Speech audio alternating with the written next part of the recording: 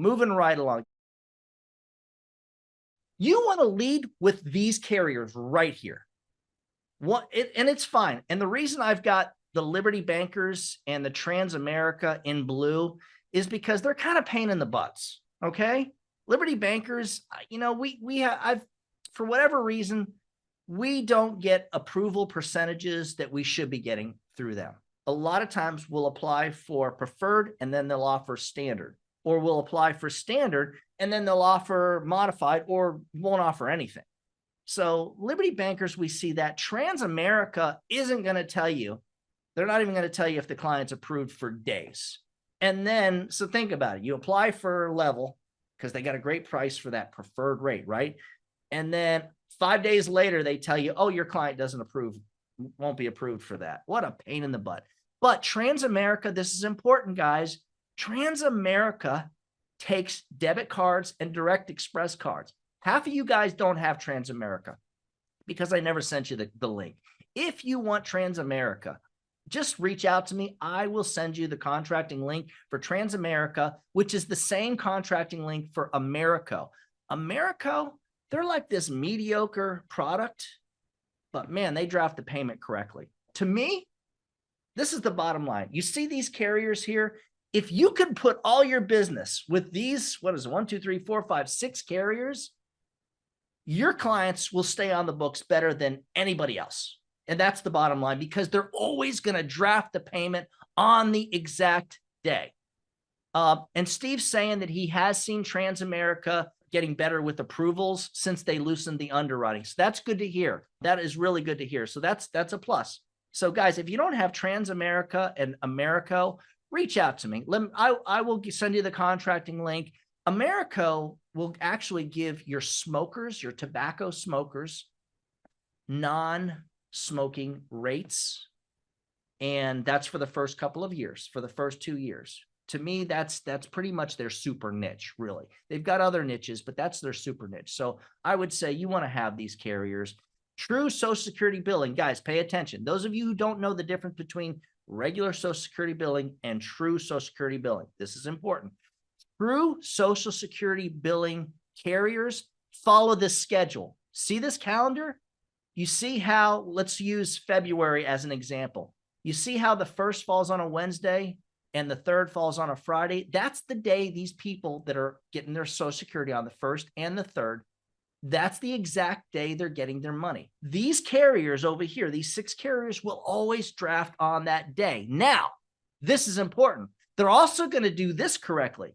Guys, very important. If you look at December, notice how the first has the square around it. Normally, this square, if you look in January and February and March, this square signifies the third, people that get their disability monies.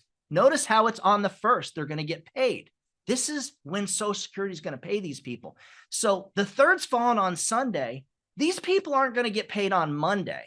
They're going to get paid on Friday. All these carriers, if you set up the draft based on their Social Security billing, all 6 of these carriers are going to draft the payment right after the client gets it.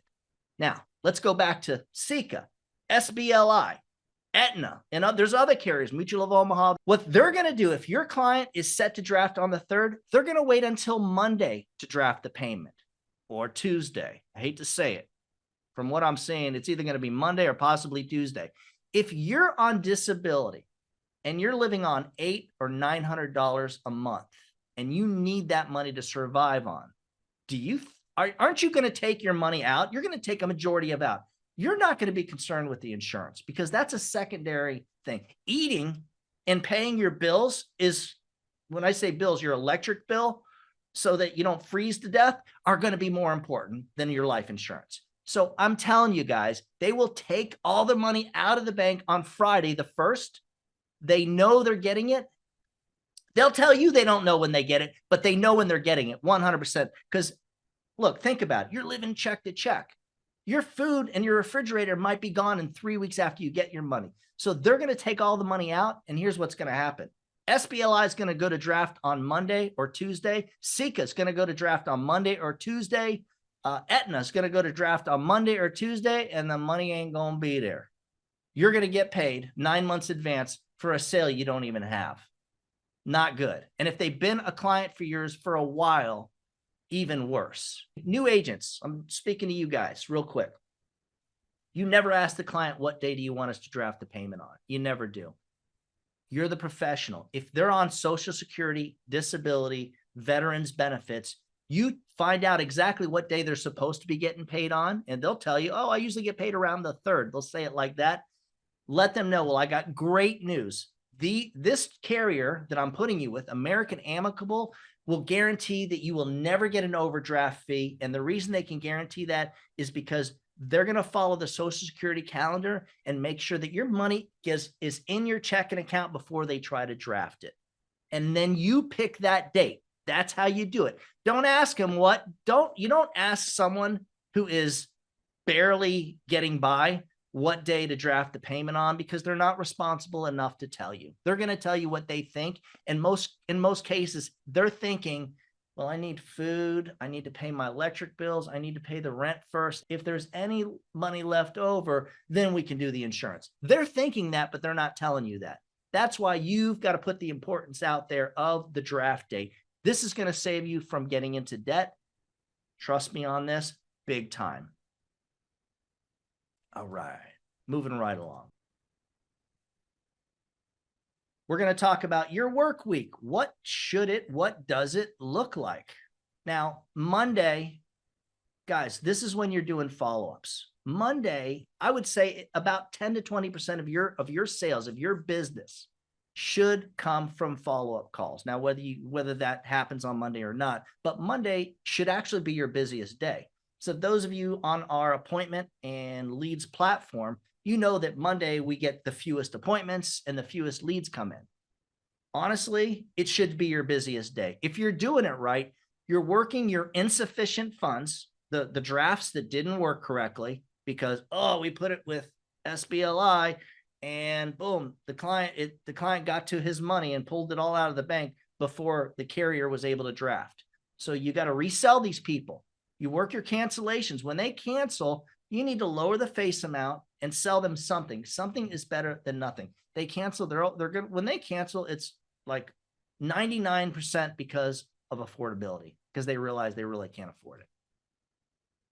You got to do the follow-ups on your last week's non-sales and stood-ups.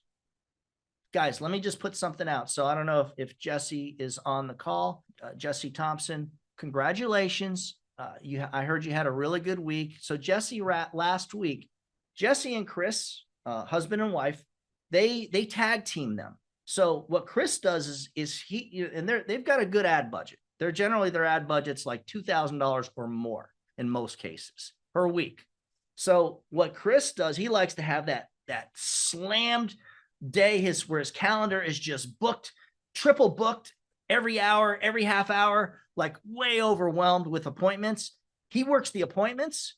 And then what Jessie does is she works the people that stood him up and the leads of the people that don't set the appointment. And last week she wrote over 5K on those people alone. That's pretty huge. Pretty awesome job. Keep up the good work, Jesse. I love to see what you guys are doing. And what they're basically doing, guys, is they're doing what all you guys should be doing. But the difference is they're able to justify 2 people working because their advertising budget's like over $2,000 a week. So they're spending the big bucks and they're squeezing the life out of every lead, every appointment, every stood up, period. And that's why they're doing so well. I love it. Working as a team, guys. Again, Mondays, you're checking on your new business, you're working your stood ups, you're working your leads from last week that maybe you haven't effectively worked. And the nice thing is with the leads and the stood ups is you can put them into the speed dialer. If you guys don't have the speed dialer, talk to Brandon, reach out to him. This thing is awesome. Basically, the system calls for you. It's like dialing a bunch of leads and a bunch of stood ups at the same time. And the first to answer, boom, you see the information on the screen of the client, so you know who you're speaking with. And do you mind if I add just one thing just to confirm you. here? Yeah. So you were just talking about Chris and his wife, Jessie. So Jessie has 0 experience doing this prior. She's been doing great. So she's only been working the non-appointment leads. She's been writing an average of about 2 to 3,000 AP per week. This last week was just under 5,000 AP. It was about 4,800. So I think there's a lot of agents out there that would like to make an extra 2, 3,000 or 4,800 every week. And the key to that is using a dialer and calling the non-appointment leads. Makes a huge difference for them. Excellent. Excellent. Thank you, Brandon. I appreciate that. The top producers are spending around $2,000 or more per person. Now, what Chris and Jesse are doing, it's combined. So combined, they're spending a total of right around 2,000 or more per week in some cases, not each. So keep in mind, that's why they're squeezing the life. They've got a lot more appointments than the average agent. A lot of agents, what I've noticed is a lot of you guys, you get to around $1,400-$1,500 in advertising budget each week, and you don't want to increase from there. Like you start getting nervous, you start being like, whoa, this is too much money. But there's a reason that Chris has had $50,000 and $60,000 months. Okay, because he's not afraid to spend the money. Now that Jesse's working with him as a team, they're doing even better. They're really squeezing the life out of those leads. All right. Good stuff, guys. Oh, always send out your welcome packets and your thank you packets. Monday's a great day to do all this. So once again, you should be getting like an extra sale on Monday. You should be able to save a sale on Monday. Monday is like, should be your busiest day. It really should be. And if you didn't send out a welcome packet or like a thank you note with your business card to anybody you sold last week, Monday's the day to do that. You got the extra time. Keep that in mind.